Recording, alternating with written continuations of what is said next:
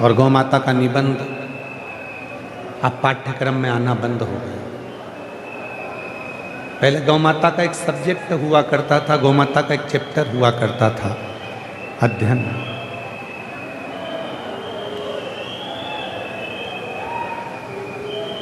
गौ माता के उस चैप्टर में गौ माता पर बच्चों का फोकस हुआ करता था। वो पढ़ते थे, स्मरण करते थे कि गौ माता के रहने से, गौ माता के होने से, गौ माता के हमारे घर में होने से, गौ माता के हमारे नगर में होने से, गौ माता के हमारे क्षेत्र में होने से क्या क्या लाभ है, क्या क्या फायदा है। पहले धीरे धीरे गौ माता का वो पाठ्यक्रम हटा दिया गया और अब बच्चों के स्मरण में भी नहीं रह पाता कि गौ माता की सेवा कैसे।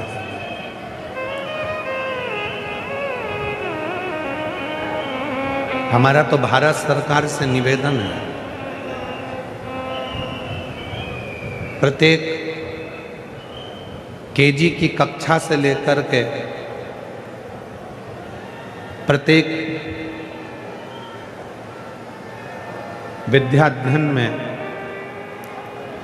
गौ माता का एक सब्जेक्ट होना चाहिए जिससे बच्चे पढ़ें और उनके भीतर गौ माता के प्रति प्रेम जागृत।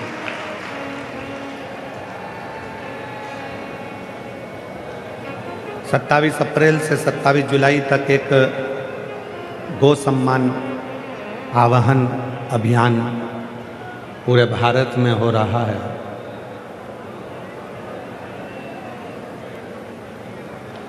उस गो सम्मान आवाहन अभियान के अंतर्गत गौ माता को राष्ट्रमाता घोषित करा जाए और गौ माता का सम्मान गांव-गांव में हो, आदर हो, सत्कार हो, ये भाव रखा जाए। आज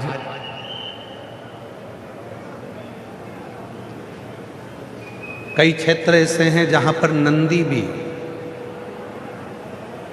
रोडों पर घूम रहे हैं।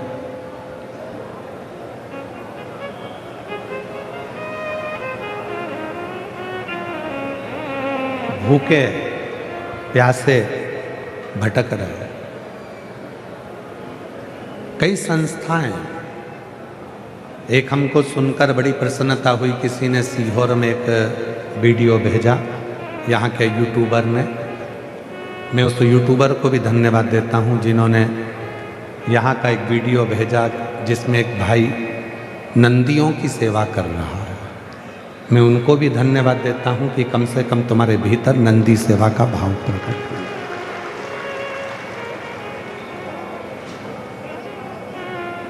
अपने भीतर मंथन हुआ, उस मंथन में गौ माता निकली, विष निकला और आखिरी में फिर अमृत तत्व की प्राप्ति। जो ये अमृत तत्व है ना, ये दुनिया को बड़ा अच्छा लगता है।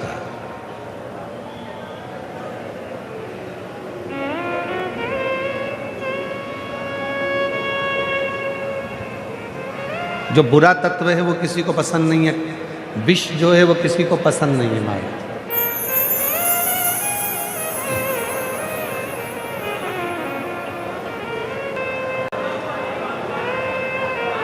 कथा अच्छी चल रही है, बहुत लोग श्रवण कर रहे हैं, सबके हृदय में शिव तत्व विराजमान है, लोगों को अच्छा लग रहा।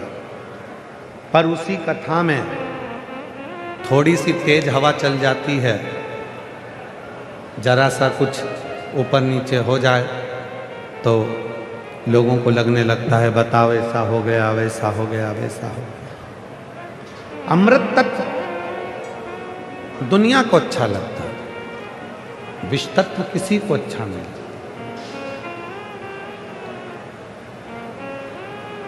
पर शिव महापुराण की कथा कहती है कि अमृत की प्राप्ति तो बहुत बाद में हुई,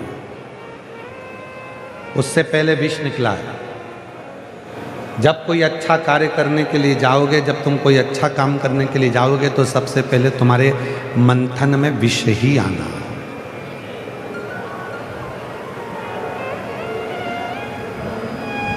और जिसने अपनी जिंदगी में उस विष को पी लिया, निंदा का विष, बुराई का विष, अपशब्दों का विष, तानों का विष, गालियों का विष, आड़े टेढ़े संवादों का विष, ये सारा विष जिसने अपनी जिंदगी में पी लिया, समझ लेना कि आने वाले समय में वही देव अधिदेव महादेव के पद पर बैठ गए। क्योंकि विष पीना कठिन है।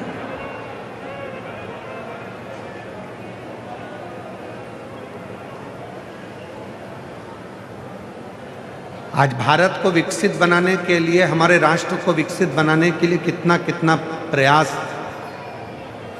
भारत सरकार कर रही है,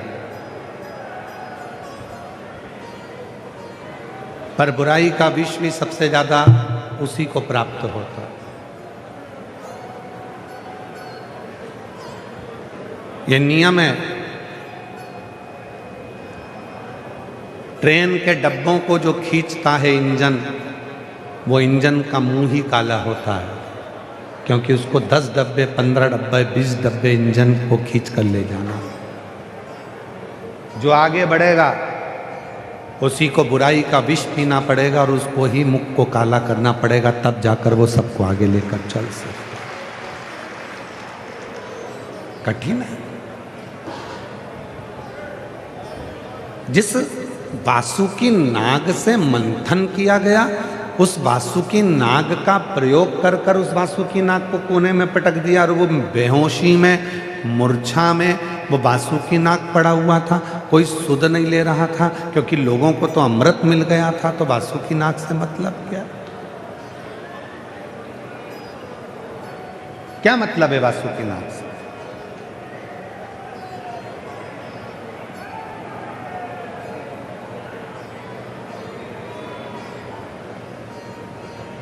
मैं भीलवाड़ा की जो नगर निगम है, भीलवाड़ा के जो कलेक्टर हैं, भीलवाड़ा के जो एसपी हैं, एसएसपी हैं, आईजी हैं, कमिश्नर हैं, डीआईजी हैं, यहाँ के टीआई, यहाँ का तहसीलदार जी, यहाँ का चिकित्सा विभाग, यहाँ का पीडब्ल्यूडी विभाग, यहाँ का विद्युत विभाग, यहाँ का नगर निगम, इन सबको धन्यवाद देता हूं कि तुम्हारी मेहनत आज रंग लाई है भीलवाड़ा।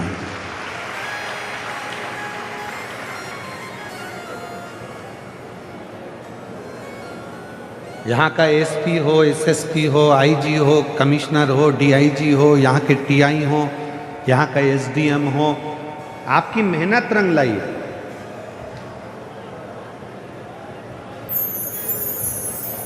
किसी भक्त को कष्ट का सामना नहीं करना पड़ा। और साथ में मैं यहाँ के विधायक कोठारी जी को भी धन्यवाद दूंगा इस चीज़ के लिए, और यहाँ के सांसद महोदय को भी धन्यवाद। किसी भक्त को कष्ट का सामना नहीं करना पड़ा।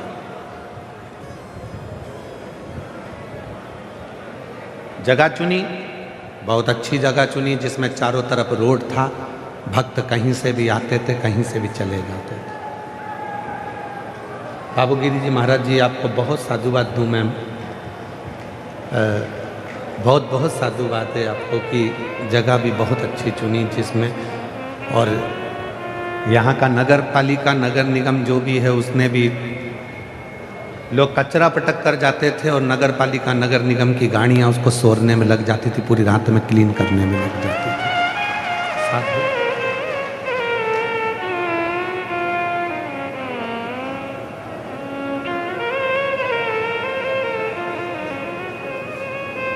कई लोगों ने, मैं पूरे भीलवाड़ा में आए हुए जितने भी यूट्यूबर हैं, सोशल मीडिया है, प्रिंट मीडिया है, यहाँ के पत्रकार बंधु हैं, उन सबको हाथ जोड़कर धन्यवाद देता हूँ कि तुम्हारे बराबर दुनिया में कोई नहीं हो सकता।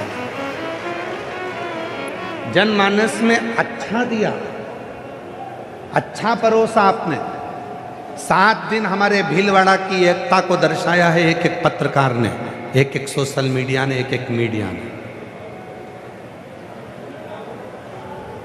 एक एक पत्रकार के दिल में, उसके परिवार में कहीं ना कहीं शंकर विराजमान है। जितने पत्रकार और जितनी सोशल मीडिया हैं, तुम्हारे माता पिता जरूर शंकर और पार्वती का अवतार होंगे जो तुमने अच्छा जनमानस को दिया है। यूट्यूबरों ने यहाँ की गरिमा को दिखाया, इतनी भीड़, एक एक मेरी बहनों ने सिर पे पल्लू ले लेकर भी वीडियो बना बना कर डाला कि ये मेरा भीलवाड़ा, यहाँ इतने भक्त आए हैं, ये मेला भरा है, ये शिव तत्व है, मेरा बाप मेरा शिव यहाँ आया है। जनमानस में एक उत्साह उत्पन्न कर दिया कि एक बार जाकर तो देखूं कि भीलवाड़ा में आखिर हो क्या रहा है। शिव तत्व की प्राप्ति है। यदि आपका मोबाइल, आपकी वाणी, आपकी सोशल मीडिया कुछ अच्छा सनातन के लिए दे सकती है तो उससे बढ़कर दुनिया में कुछ नहीं हो सकता। और वो मेरे यूट्यूबरों ने, सोशल मीडिया चलाने वालों ने, यूट्यूबरों ने वो दिया, वो दिया। मंथन में निकला हुआ वो वासुकी नाग जो मंथन करा रहा था, अमृत सब कुछ लोगों ने बांट लिया, देवताओं ने बांट लिया, पर वो वासुकी नाग को उठाकर पटक दिया, उसको अमृत नहीं मिला। अमृत वासुकी नाग को मिला ही नहीं। दिया तले अंधेरा होता है, सबको अमृत मिला पर वासुकी नाग को नहीं मिला।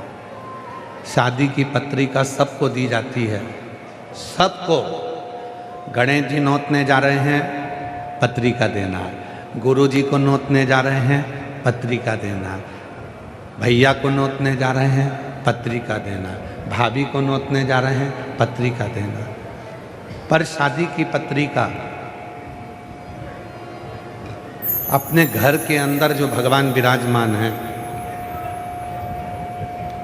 घर में छोटा सा एक मंदिर है, उस मंदिर में जो भगवान बैठे हैं, शादी की सबसे पहली पत्रिका अपने घर के भगवान को देना चाहिए, जिससे वो परमात्मा तुम्हारा साथ।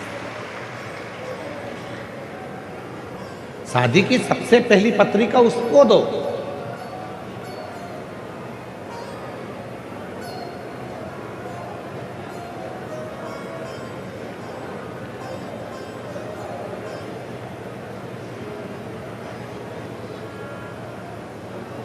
महाराज जी, हमारी बात का लोगों को बहुत बुरा लगता है एक बात, परंतु हम कह देते हैं। बोल रहे संभाल लोगे तो संभाल।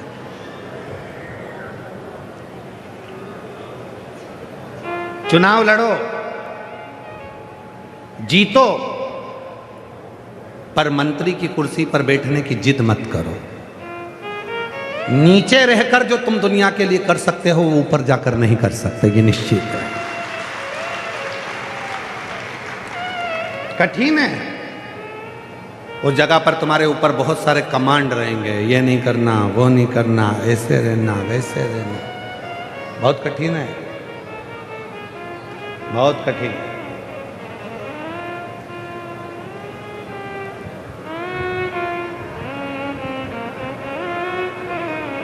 जितना व्यक्ति ऊपर की ओर बढ़ता चले जाता है, उतना उसको मर्यादा में रहना पड़ता है। बहुत मर्यादा उसको धारण करना पड़ती है।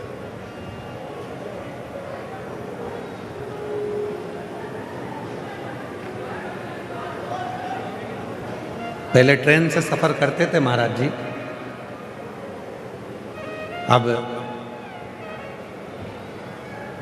बाथरूम के लिए भी अगर जाओ तो वहां पर 4 लोग खड़े मिलते थे, एक सेल्फी हो जाए।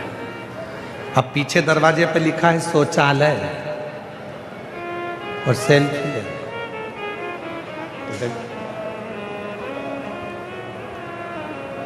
जो छोटे रहकर कर सकते, इतने छोटे हो जाओ, इतने छोटे हो जाओ कि परिवार में जितने बड़े बनकर रहोगे उतना तुम्हारे जीवन में दुख होगा। आप हंसना भूल जाओ।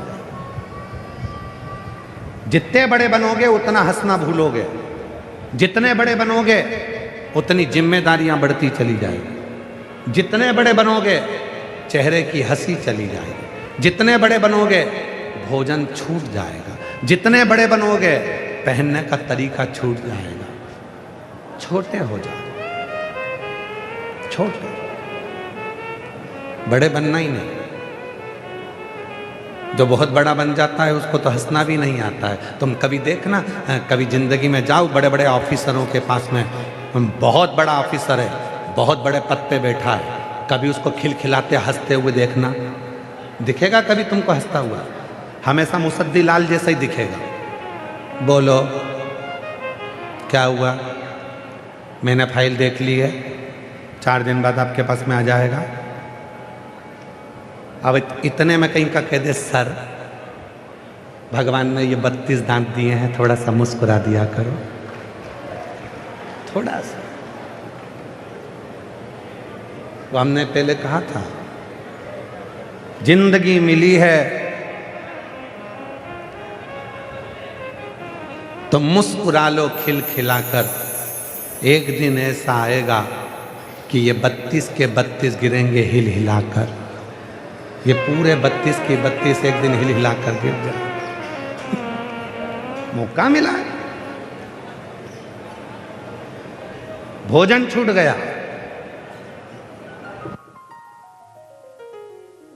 भोजन छूट गया।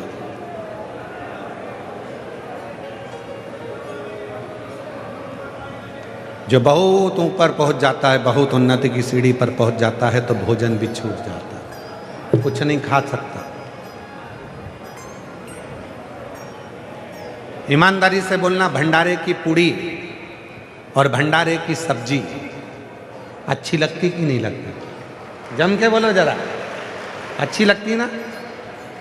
अब कहीं का के बताओ, इतनी मोटी मोटी पूड़ी, आधी कच्ची पक्की सब्जी, परंतु भंडारे की सब्जी और भंडारे की पूड़ी दुनिया को अच्छी लगती है।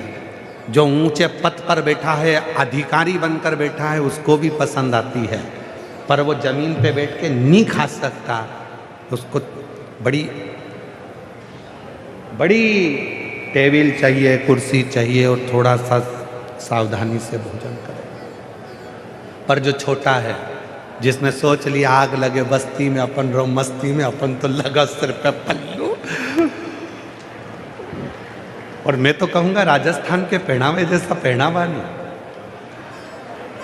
राजस्थान के पहनावे जैसा पहनावा नहीं। आग लगे बस्ती में अपन रो,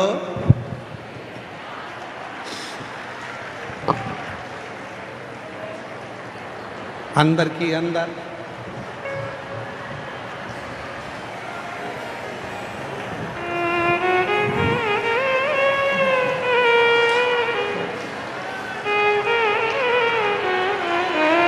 अब वो इसके जैसा कोई पहनावा नहीं है, राजस्थान जैसा मस्त खा लिया पी लिया।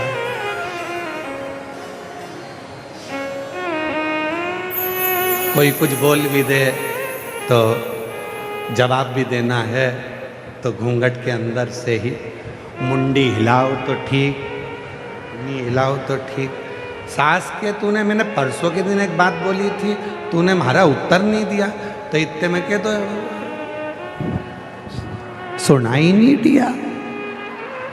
तो मैंने थारे कही थी ने ऐसी बात, तूने सुना नहीं, तो क्या घूंघट के कारण बस आधी बात तो सुनी नहीं दे, आधी पंखा में फर फर करे तुम्हारे सुनाई नहीं दे, पंखा में फर फर करे तो मुझे नहीं सुनाई दे।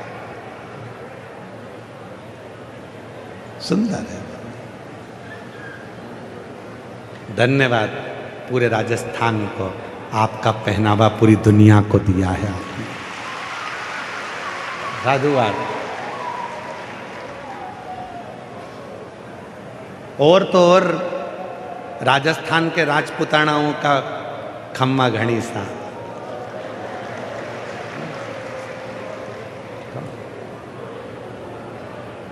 सीखो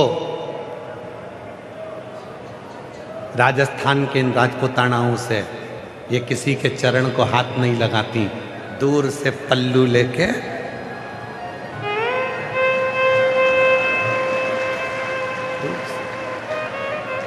उनको मालूम है। एक मेरे घर के बुजुर्ग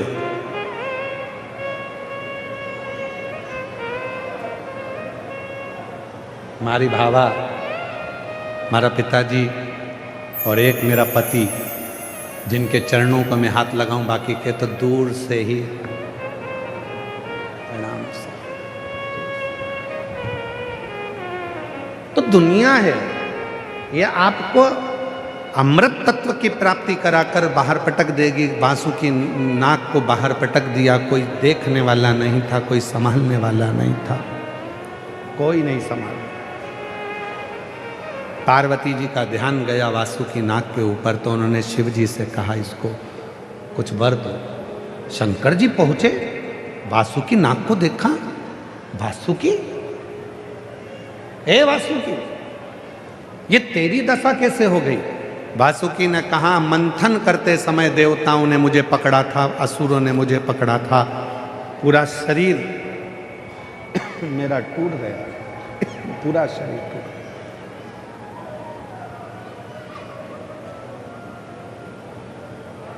ये मेरा पूरा शरीर टूट चुका है, अब मुझ में कोई बल नहीं है।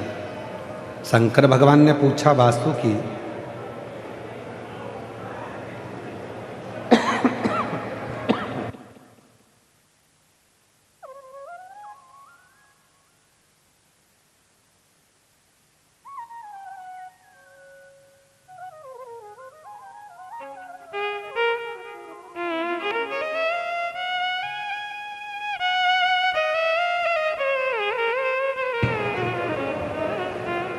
वासुकी,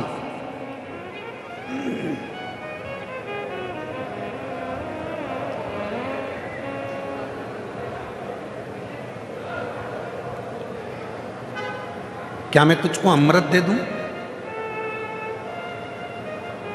मैं तुझको अमृत लाकर दे दूं? अगर बोले वासुकी तो मैं तुझे अमृत लाकर दे सकता हूं। वासुकी ने कहा, मुझे अब अमृत नहीं चाहिए, मुझे अब अमृत नहीं चाहिए। तो फिर वासुकी, तुझे क्या चाहिए, क्या दिया जाए? वासुकी नाग कहते हैं कि मुझे अमृत की प्राप्ति अब नहीं चाहिए, अब तो मुझे अगर कुछ देना चाहते हो तो पूरी जिंदगी तुम्हारा साथ दे दीजिए और कुछ नहीं दीजिए, तुम्हारा साथ।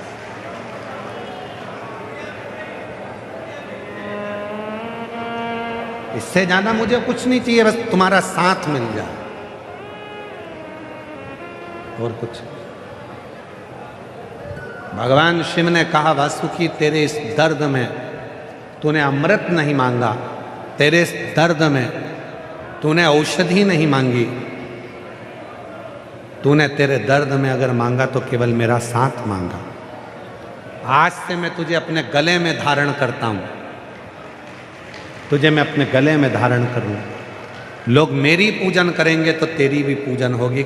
तू साधारण नहीं है, तूने जनमानस को अमृत दिया। जो दूसरे को सुख देना जान जाता है, जो दूसरे के चेहरे पर खुशी लाना प्रारंभ कर देता है, जो दूसरे के जीवन में अच्छाइयाँ करना प्रारंभ कर देता है, एक दिन भगवान देव आदित्य महादेव उसको अपने कंधे पर धारण कर कर उसको उन्नति की ओर बढ़ा देते हैं। एक कथा आती है,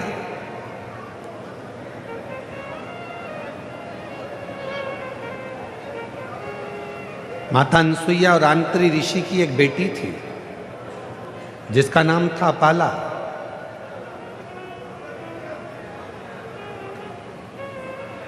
माता अनसुईया के गर्भ से एक बेटी ने जन्म लिया था जिसका नाम था अपाला।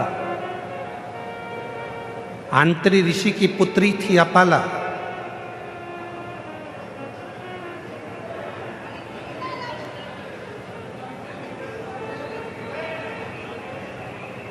भगवान श्री दत्तात्रेय, भगवान श्री दुर्वासा, भगवान श्री चंद्रदेव, इनकी बहन के रूप में भी माना जाता है अपाला।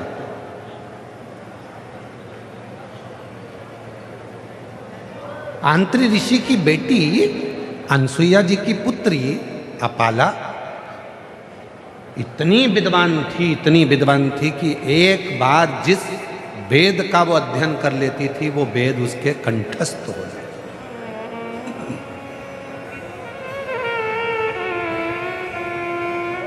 जिस वेद को वो पढ़ती थी वो वेद उसको कंठस्थ हो जाता। अपाला। पर एक कमी थी उसमें। जिस दिन से उसका जन्म हुआ था उस दिन से लेकर वो अपनी पूरी जिंदगी में उसको चर्म रोग हो गया था, उसकी चमड़ी का रोग उसको हो गया था, उसकी चमड़ी गलती थी। चर्म। अपाला आंत्री ऋषि की बेटी अनसुईया जी की बेटी अपाला, अपाला को एक रोग था, चर्म रोग, जिससे पूरा शरीर, चर्म रोग के कारण अपाला का पूरा शरीर बेकार हो गया था। पूरा शरीर, अपाला का पूरा शरीर बेकार हो गया था। चर्म रोग के कारण उसका पूरा शरीर बेकार हो गया। चर्म। और जब पूरा शरीर चर्म रोग के कारण बेकार हो गया, अपाला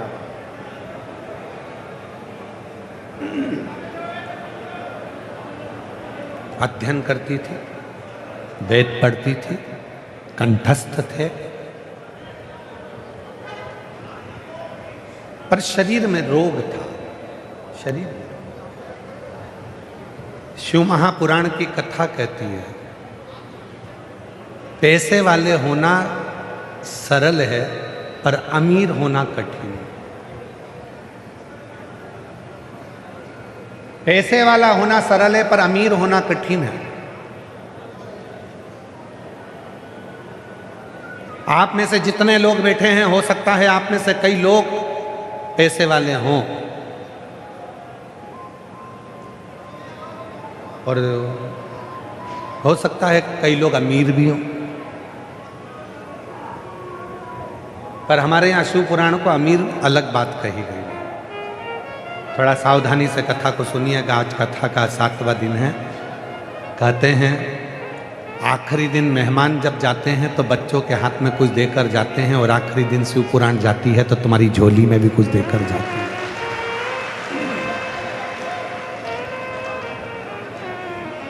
इसलिए बहुत सावधानी से कथा को श्रवण करिए, भाव से सुनो।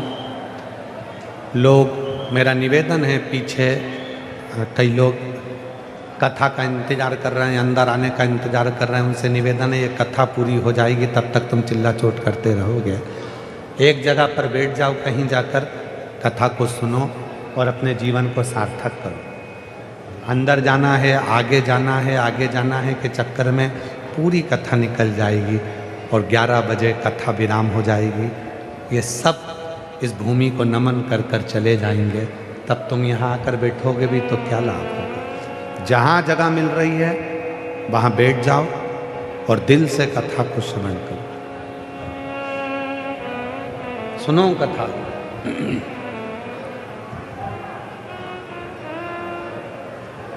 ये मौका फिर नहीं मिलने वाला भीलवाड़ा में। वो तो महामंडलेश्वर श्री बाबूगिरी जी महाराज का शिव जी से कई पुराना संबंध होगा जो ये शिव पुराण यहाँ चलकर आई है। इसलिए इस मौके को मत छोड़ो, जहाँ जगह मिल जाए वहाँ बैठ जाओ। आगे जाने की जगह ढूंढने की समय अब नहीं बचा, अब तो बस केवल कथा श्रवण करो। 1-1.5 घंटे में ये पूरी हो जाएगी, सब अपने अपने घर चले जाएंगे। जिसने ले लिया उसने बटोर लिया तो बटोर लिया, जो रह गया वो। अपाला आंत्री ऋषि की बेटी अनसुईया जी की पुत्री अपाला, शरीर में चर्म रोग था।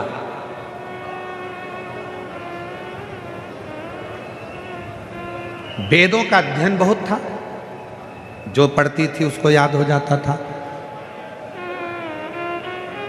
पैसे वाला होना और अमीर होना दोनों में अंतर है।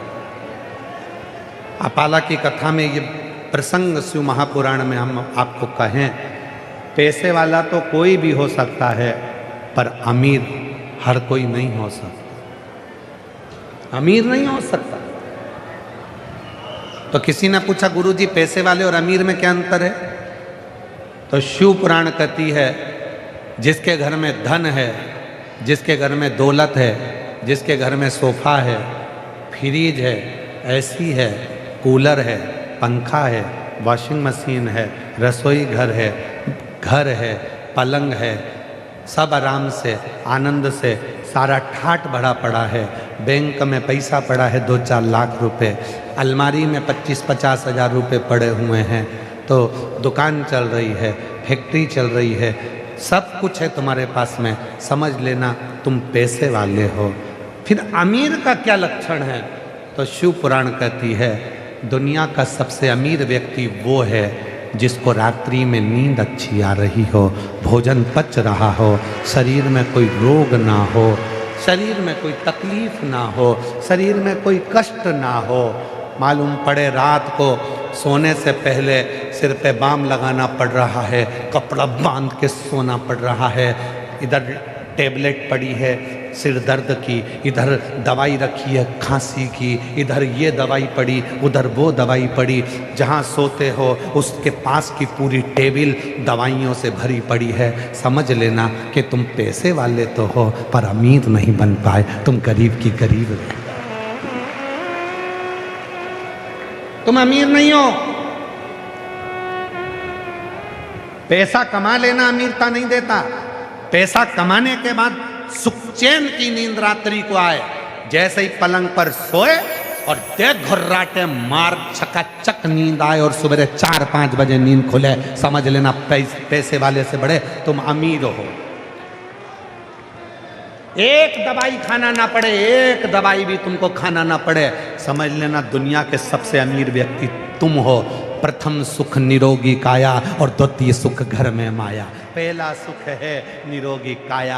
अगर तुम सुखी हो तो समझ लेना कि तुम सबसे बड़े सेठ हो। और कई लोग ऐसे हैं जिनकी 6-6 फैक्ट्री, 8-8 कपड़े, अरे ये दुकान, वो दुकान, प्लाट, कॉलोनी, ये वो, और मालूम पड़े रात को नींद नहीं आ रही है, उल्लू जैसा जाग जाग कर घूम रिया है, फिर रिया है, नींद नहीं आ रही, नींद नहीं आ रही। डॉक्टर साहब मुझे नींद नहीं आ रही। डॉक्टर साहब ने नींद की गोली दे दी, लो साहब खाओ।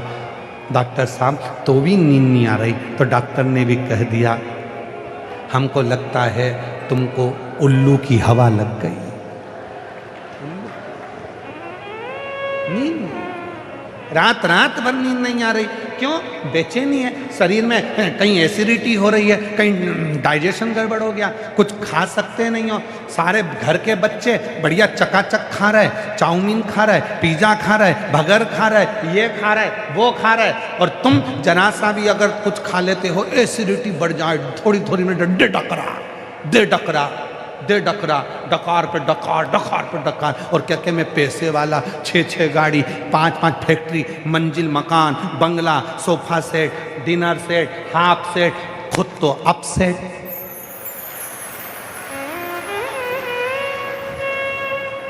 क्या मतलब था ऐसा dinner set, half set, full set? खुद तो सेट हो नहीं पाया और कह रहा मेरा half set, sofa set, dinner set, पलंग सेट, ये सेट, वो सेट, आदमी अप सेट, तो काय का सेट उसमें?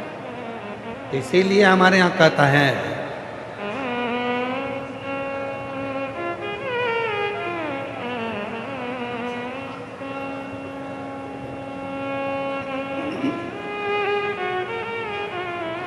इसीलिए कहते हैं महाराज, ओ महाराज चार भुजारो नाथ, महाराज चार भुजारो नाथ, जो भी दीजे दीजे मन, दीजे भर भर हाथ, मारो चार भुजारो नाथ, मारो चार भुजारो नाथ, जो भी दीजे दीजे माने, दीजे भर भर हाथ, मारो चार भुजारो।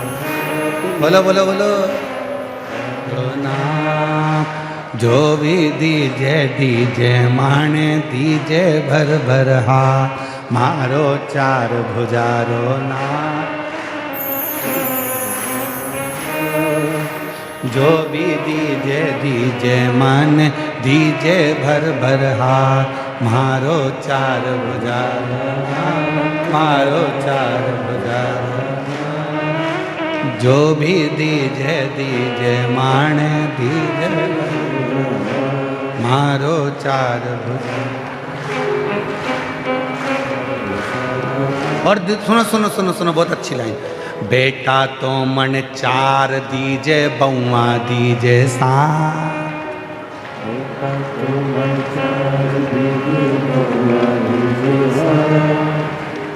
बेटा चार, बहू सात नहीं, सात।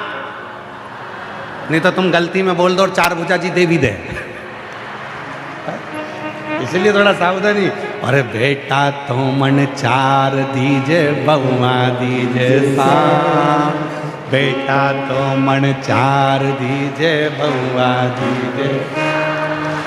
पोता तो मन ऐसो दीजे, पोता तो मन, पोता तो मन ऐसो दीजे। ओ दीजे फूल गुलाब, मारा चार भुजारो नाथ, मारा चार भुजारो नाथ। जो भी मांगू दीजो मन, दीजो भर भर हाथ, मारा चार भुजारो नाथ।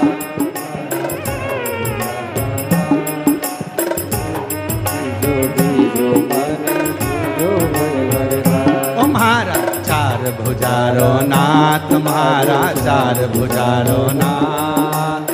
जो भी मांगू दीजो माण, दीजो भर भर हाथ, तुम्हारा चार भुजारो नाथ, तुम्हारा चार भुजारो नाथ। जो भी मांगू दीजो माण, दीजो भर हाथ। जय हो।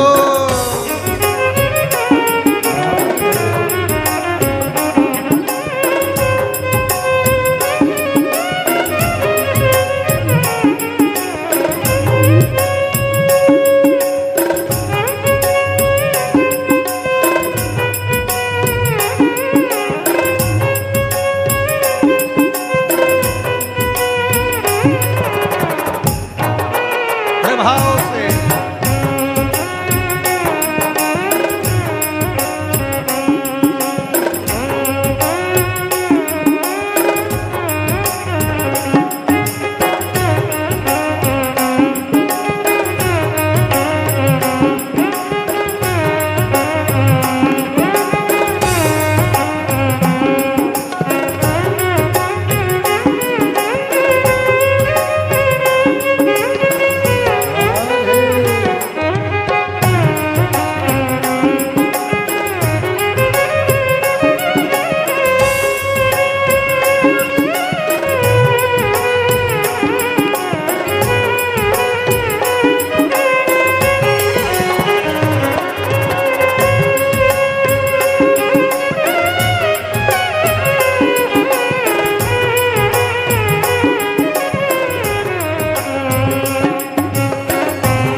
बोलो बोलो बोलो।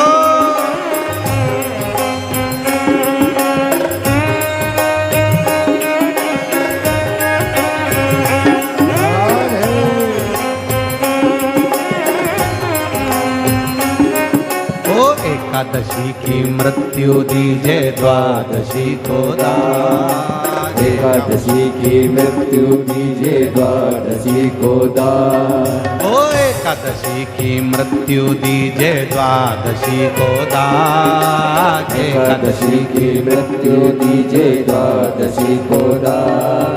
ओ मेवाड़ की भूमि दीजे, दीजे दोना हाथ, महाराज चार भुजारा नाथ, तुम्हारा चार भुजारा नाथ। जो जो मांगू दीजो माने, दीजो भर भर हाथ, महाराज चार भुजारा नाथ, तुम्हारा चार भुजारा नाथ।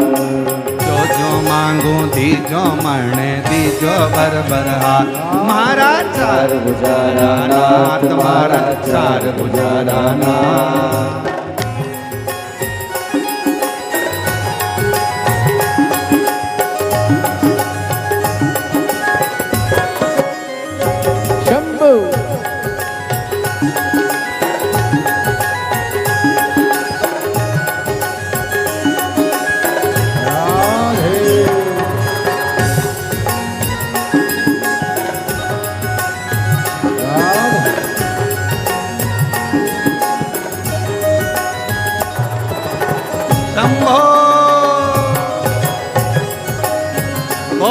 चार भुजा नाथ की।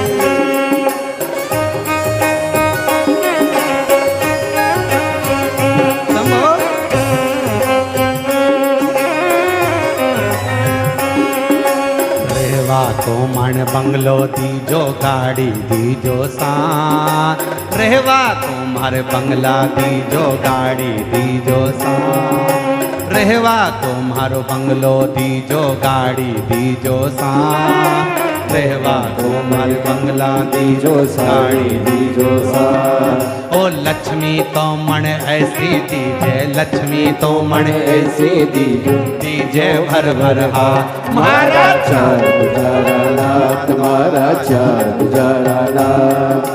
जो जो मांगो दीजो मन दीजो भर भर हाथ महाराज चार भुजारा नाथ, तुम्हारा चार भुजारा नाथ। जो जो मांगो दीजो मन दीजो भर भर हाथ महाराज चार भुजारा नाथ, तुम्हारा चार भुजारा नाथ।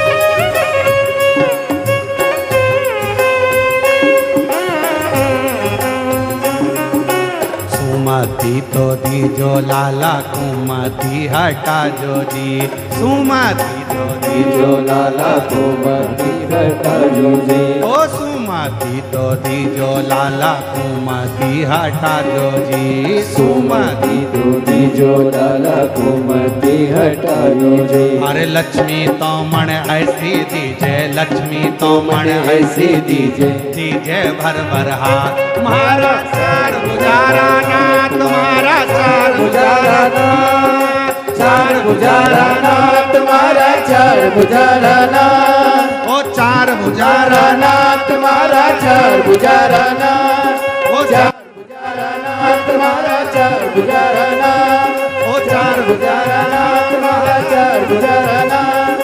चार भुजारा नाथ, तुम्हारा चार भुजारा नाथ। चार भुजारा नाथ, तुम्हारा चार भुजारा नाथ। चार भुजारा नाथ, तुम्हारा चार भुजारा नाथ। और चार भुजानाथ भगवान जय।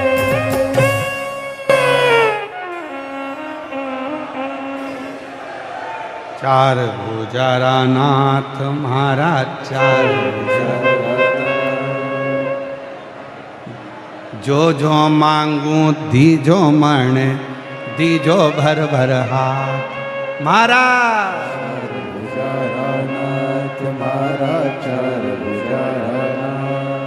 हे मेरे बाबा कृपा करने वाले, जो मांगू वो दे जीवन में। अपने स्थान पर बैठकर बाबा को अपने मन का भाव कहिए, दिल से प्रार्थना करिए, विनय करो, निवेदन करो हृदय से। आज कथा का विराम दिवस है।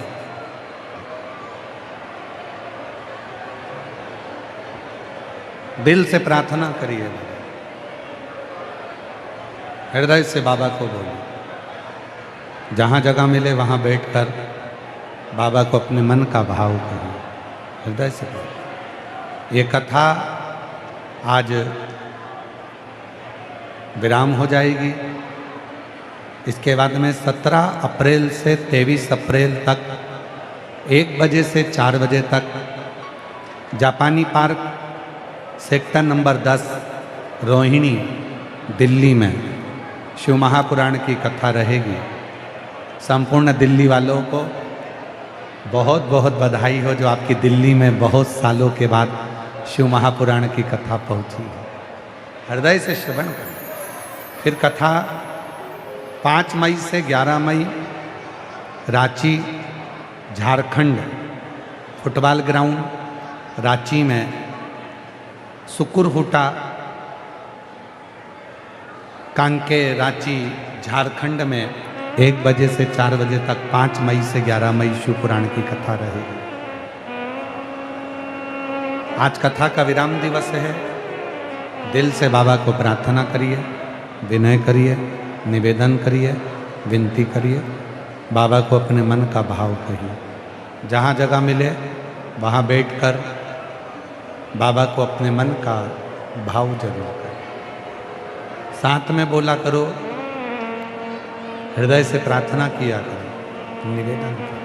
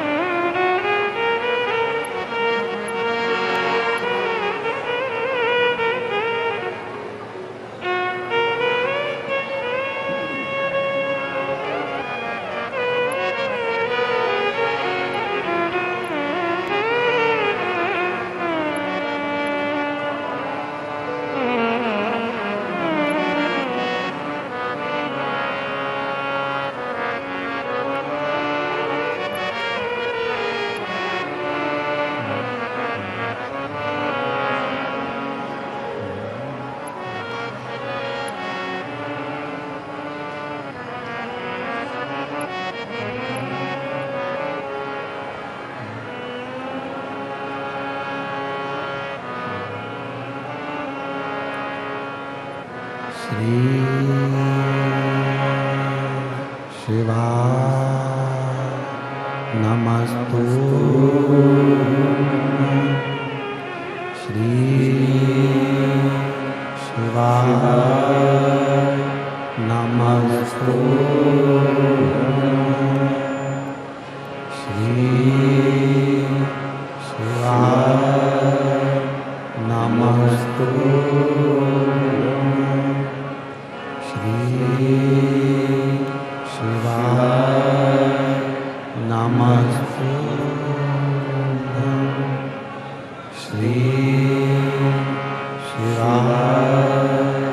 नमस्तु भोला सब दुख काटो, ओ भोला सब दुख काटो। शिव शंकर जपो तेरी माला, भोले बाबा जपो तेरी माला। भोला सब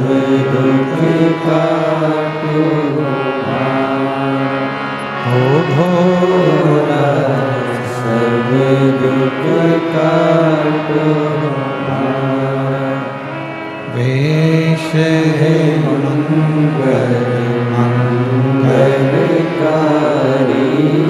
वेश हे मंगल मंगलकारी। शमशान वासी हमारा, शमशान वासी हमारा। ओ भोला सब दुख काटो हमारा। ओ भोला सब दुख काटो हमारा।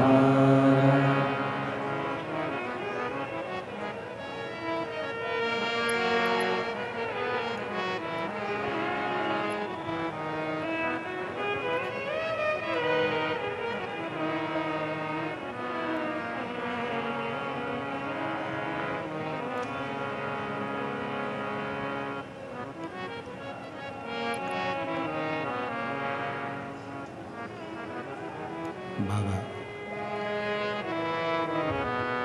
देवादिदेव महादेव भगवान शिवो घरदानी त्रिकालदर्शी कैलाशी विनाशी भगवान शंकर की पवित्र कथा कर रहे हैं। शिव महापुराण की कथा वर्णन कर रहे हैं, शिव तत्व कर रहे हैं। पैसे वाला होना सरल है, पर अमीर होना कठिन है। अमीर होना कठिन है जब तुम्हारे शरीर में कोई रोग ना हो, तुम्हारे शरीर में कोई बीमारी ना हो, तुम्हारे शरीर में कोई तकलीफ ना हो, तो समझना कि जिंदगी में सबसे ज्यादा अमीर तुम हो। जीवन में सबसे ज्यादा अमीर तुम हो। तुम्हारे शरीर में कोई रोग नहीं है, तुम्हारे शरीर में कोई बीमारी नहीं है, तुम्हारे शरीर में कोई कष्ट नहीं। आप बहुत सेठ, बहुत अमीर। रोग हटे, बीमारी हटे, ये मिल। अपाला आंत्री ऋषि माता अनसुईया जी की बेटी थी। अपाला वेदों का बहुत बड़ा ज्ञान था, जो अध्ययन करती थी वो याद हो जाता था, पर अपाला चर्म रोग से ग्रसित थी। शरीर में रोग आ गया, अब वो रोग छूटता नहीं है।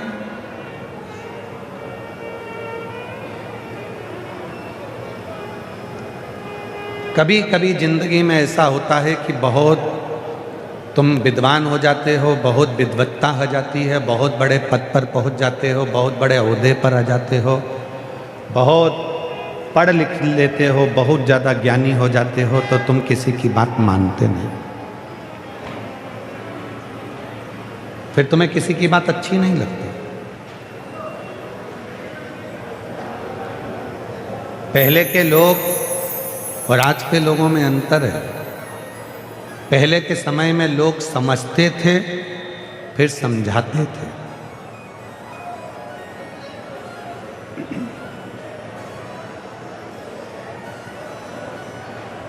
पहले लोग समझते थे, फिर समझाते थे। आज के जमाने में कोई समझने को तैयार नहीं है। दुनिया के लोग केवल समझाने के लिए बैठे हैं।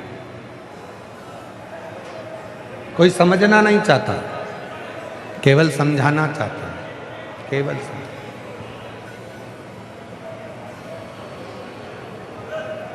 और शिव पुराण कहती है, जिसने जिंदगी में समझ लिया वही समझाए तो अच्छा है, और जो समझा ही नहीं, केवल समझा ही रहा है, उसमें श्रेष्ठता नहीं, उसमें फिर श्रेष्ठता नहीं हो सकती। स्वयं समझो पहले। और यहां तक शिव पुराण की कथा कहती है, सास को बहू के हृदय की बात को समझना चाहिए और बहू को सास के हृदय की बात समझना चाहिए। जब दोनों एक दूसरे की बातों को समझ लेते हैं, पत्नी को पति के भाव समझना चाहिए, पति को पत्नी के भाव समझना चाहिए। जब दोनों एक दूसरे के भाव समझ लेते हैं तो जिंदगी में कभी क्लेश नहीं होता।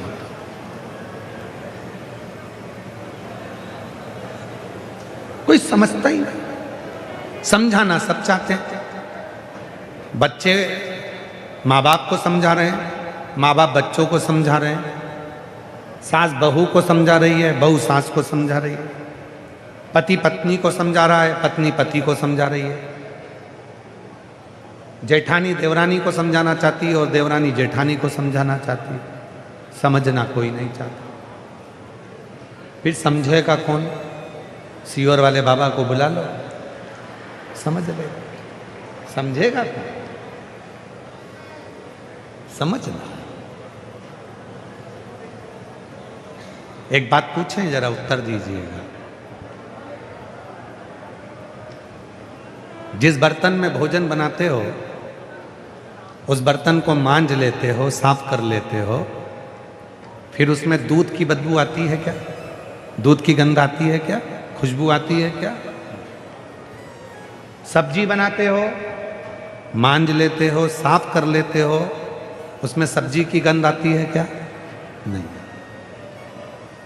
खीर की गंध आती है क्या मांजने के बाद? बर्तन को साफ कर लिया, फिर बर्तन में ना खीर की गंध आती है, ना सब्जी की गंध आती है, ना उस बर्तन में फिर सीरे की गंध आती है, ना उस बर्तन में फिर किसी भी तरह की गंध आती है। पर उसी बर्तन में अगर घासलेट का तेल भर कर रख दो और फिर उसको खाली करो और फिर उसको साफ करो, मांजो, धो, तो घासलेट की गंध चली जाती है क्या? नहीं। फिर वो गंध रहे, फिर वो गंध नहीं जाएगी, फिर वो गंध समाप्त नहीं होगी, फिर वो गंध रहेगी। 4 बार मांज लो तो भी घासलेट की गंध रहती है। 25 बार साफ कर लो तो भी घासलेट की गंध रहती है। डीजल की गंध रहती है, वो डब्बे में, बर्तन में वो गंध आती ही रहती है उसमें। उसी तरह अच्छे कर्म कर लिए तो एक ही बार में संसार से चले गए, फिर दूसरा जन्म नहीं हुआ, एक बार में बर्तन साफ। अच्छा कर्म कर लिया,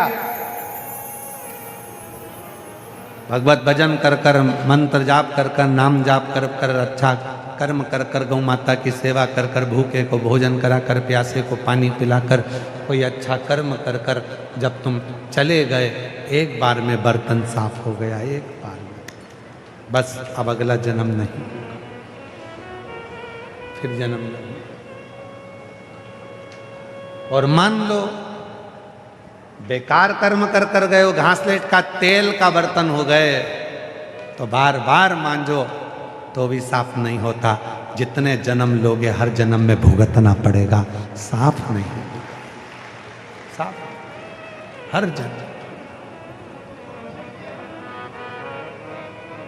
और मत बुरे कर्म कर बंदे, वरना पछताएगा, भगवान की आंखों से तू बच नहीं पाएगा, तू बच नहीं पाएगा। अरे ओ अज्ञानी मत कर नादानी, अरे ओ अज्ञानी मत कर नादानी। तेरे कर्म का फल भी तू ही पाएगा, जैसा किया तूने तेरे आगे आएगा। मत बुरे कर्म कर बंदे, वरना पछताएगा, भगवान की आंखों से तू बच नहीं पाएगा, तू बच नहीं पाएगा। अरे ओ अज्ञानी मत कर नादानी, अरे ओ अज्ञानी मत कर नादानी। कर्म का भोग भोगना पड़ेगा बार बार। घासलेट के बर्तन को कितनी बार भी साफ करो, उसमें घासलेट की बदबू आती ही है। सब्जी बनाई, साफ करा, गंध नहीं आई। खीर बनाई, साफ करा, गंध नहीं आई। पर घासलेट रखा था बर्तन में तो फिर गंध आई। बुरे कर्म कर कर जाओगे तो इस संसार सागर में बार बार जन्म लेना पड़ेगा, बार बार भोगना पड़ेगा। फिर पुनरपि जननम पुनरपि मरणम का ये प्रपंच चलता है, चलता। अपाला कह रही है कि शरीर में रोग है, विद्वान है, जो पुराण पढ़ती है, जो वेद पढ़ती है, वो वेद कंठस्थ कर लेती है अपाला। पर शरीर में रोग लगा हुआ है, शरीर में कष्ट है, शरीर में रोग लगा है, चर्म रोग लगा है, वो चर्म रोग मिटता नहीं। अब देखिएगा जरा, बहुत सुंदर प्रसंग पर चल रहे हैं। अनसुईया जी ने कहा कि तुम्हारे भाई हैं,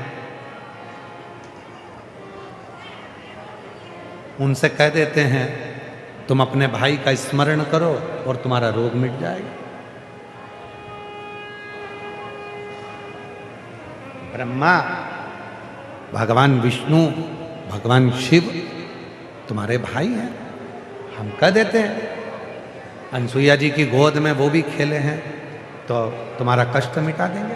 तुम उनका स्मरण करो, तुम उनका भजन करो, तुम उनका गुणगान करो। अपाला ने मना कर दिया। अभी आपको कथा में कहा, जब व्यक्ति बहुत विद्वान हो जाता है तो वो समझने को तैयार नहीं होता, उसको बस केवल एक आदत बनी होती है कि मैं लोगों को समझाऊं। व्यक्ति को सबसे अच्छा यदि कोई वक्ता बनना है, व्यक्ति को सबसे अच्छा कथाकार बनना है, वक्ता बनना है, तो उसको एक काम करना पड़ेगा। सबसे पहले सुनने की आदत डालना पड़ेगी। तुम जितना सुनते रहोगे तुम एक दिन अच्छे वक्ता बन जाओगे, तुम अच्छे बोलने वाले। तुम सुनते ही नहीं हो, तुम तो सोचते हो कि मैं ही सुनाऊं, बाकी के कोई ना सुने। श्रेष्ठ बनना है तो स्वयं को थोड़ा सा बदलना पड़ेगा। स्वयं। अपाला ने मना कर दिया। अपाला बोली कि मैं, अपाला कहती है कि मैं और ब्रह्मा विष्णु महेश का तब करूंगी, मैं नहीं करूंगी। समझाया, माने। अपाला मानने को तैयार नहीं थी। पिता अंतरी ऋषि ने समझाया अपाला को, अपाला मानने को तैयार नहीं थी। तब अपाला ने फिर इंद्र का तप किया। ना ब्रह्मा जी का तप करा, ना भगवान विष्णु का तप करा, ना शिव का तप करा, इंद्र का तप किया। और आपको कथा में पहले भी कहा है, आज फिर कहते हैं, सोमवार का व्रत कर लो, मंगलवार का व्रत कर लो, बुधवार का व्रत कर लो, गुरुवार का व्रत कर लो, शुक्रवार का व्रत कर लो, शनिवार का व्रत कर लो, चाहे रविवार का व्रत कर लो, चाहे तीज का व्रत कर लो, चाहे चतुर्थी का व्रत कर लो, चाहे छठ का व्रत कर लो, चाहे सप्तमी का व्रत कर लो, चाहे अष्टमी का व्रत कर लो, चाहे नवमी का व्रत कर लो, चाहे दसवीं का व्रत कर लो, चाहे एकादशी का व्रत कर लो, चाहे द्वादशी का व्रत कर लो, चाहे त्रयोदशी का व्रत कर लो, चाहे चतुर्थी का व्रत कर लो, चाहे अमावस्या का व्रत कर लो, चाहे पूर्णिमा का व्रत कर लो। व्रत किसी भी देवता का कर लो, पर फल महादेव ही देंगे।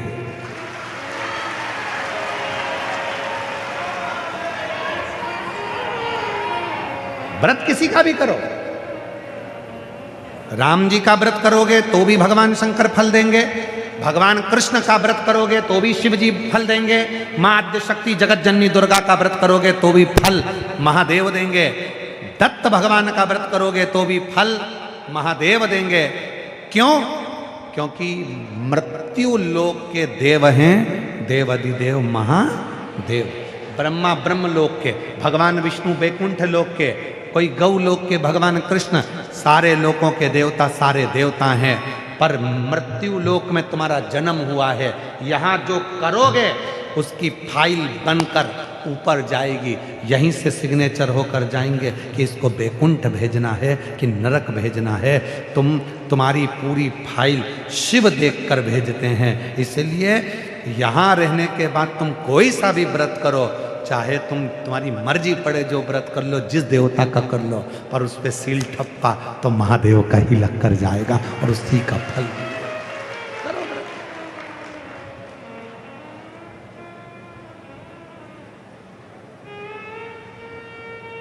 अभी भजन गाया था एक, चार भुजारा नाथ महाराज, चार भुजारा नाथ, और जो जो मांगो दीजो मरने दीजो भर भर। उसमें एक लाइन गाई थी, आप लोग नाचने में लगे थे, आप लोगों के ध्यान में नहीं आई होगी, हमें मालूम है।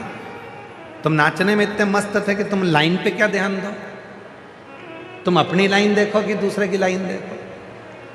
उसमें एक लाइन गाई थी, एकादशी की मृत्यु दीजे द्वादशी को दान, एकादशी की मृत्यु दीजे द्वादशी को दान। उसमें यह नहीं कहा कि एकादशी को दाग दीजो, एकादशी की मृत्यु दीजे द्वादशी को दाग, क्योंकि द्वादशी तिथि प्रदोष मेरे शंकर की तिथि है। जब मरकर उसके पास जाऊंगा तो हिसाब पूरा कर देगा। एकादशी की मृत्यु दीजे द्वादशी को दाग, एकादशी की मृत्यु दीजे द्वादशी को दान। महाराज एकादशी की मृत्यु दे देना, पर दाग लगे तो द्वादशी को लगे, एकादशी पे नहीं द्वादशी पर लगना चाहिए। तब मैं प्रदोष के दिन मेरे शंकर के पास शमशान में जाऊंगी, तब मेरा बाबा मेरी फाइल एक बार में पढ़ेगा और सिग्नेचर कर कर भेज देगा। फिर जन्म में आना नहीं पड़ेगा। फिर पुनरपि जननम पुनरपि मरणम, जन्म और मृत्यु के प्रपंच से मैं छूट जाऊं, फिर मेरा जन्म मृत्यु नहीं है। जो मांगू वो दीजिए।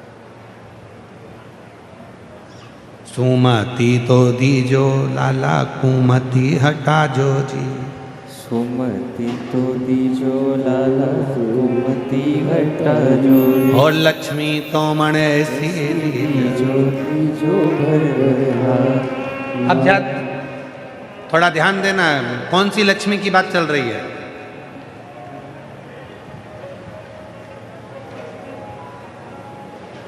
कौन सी लक्ष्मी? तो कहा वो लक्ष्मी, हे भोलेनाथ, माता ख्याति की बेटी लक्ष्मी। माता ख्याति अपनी बेटी लक्ष्मी को शिवजी को देना चाहती थी, पर लक्ष्मी जी के हृदय में तो नारायण बसे थे। शिव जी ने एक दिन माता ख्याति से कहा, ख्याति तुम अपनी बेटी लक्ष्मी का विवाह मेरे साथ करना चाहती हो, पर मैं तुम्हारी बेटी से विवाह नहीं करूंगी, क्योंकि तुम्हारी बेटी को तो भगवान विष्णु चाहते हैं और लक्ष्मी भी भगवान विष्णु को चाहती है, इसलिए मुझे तुम्हारी बेटी लक्ष्मी से विवाह नहीं करना। तो नाथ आज्ञा करो। शंकर भगवान ने कहा तुम अपनी बेटी लक्ष्मी का विवाह भगवान विष्णु के साथ करो। ठीक है, मंजूर है। लक्ष्मी जी को मालूम पड़ा कि भगवान शंकर मेरा विवाह भगवान विष्णु से कर रहा है। इतनी प्रसन्न हो गई लक्ष्मी, दौड़ कर आई भगवान शंकर के पास में, बाबा मेरी माँ तो आपके साथ विवाह करना चाहती थी, पर आपने मेरी मन की दशा देख ली और मेरा विवाह भगवान विष्णु से करा रहे हो। बाबा आप मेरी शादी में आना, पर एक निवेदन है, मेरी शादी से मैं आपसे कुछ मांगना चाहती हूँ। मांग लो। भगवान विष्णु तो दे दिए, तुम्हारी शादी भगवान नारायण से हो रही और क्या चाहिए? लक्ष्मी नारायण की जयमाला हुई, भगवान लक्ष्मी नारायण की वरमाला हुई। जयमाला होने के बाद, जयमाला होते से ही भगवान शंकर ने लक्ष्मी जी और नारायण भगवान को देखा। लक्ष्मी और नारायण जी ने देखा जब एक दूसरे को, लक्ष्मी नारायण जब देखे, मांगो क्या चाहिए, क्या प्रदान करा जाए तुमको, क्या दिया जाए तुमको, क्या प्रदान किया जाए, क्या दिया जाए तुमको, बोलो। भगवान एक वर देते,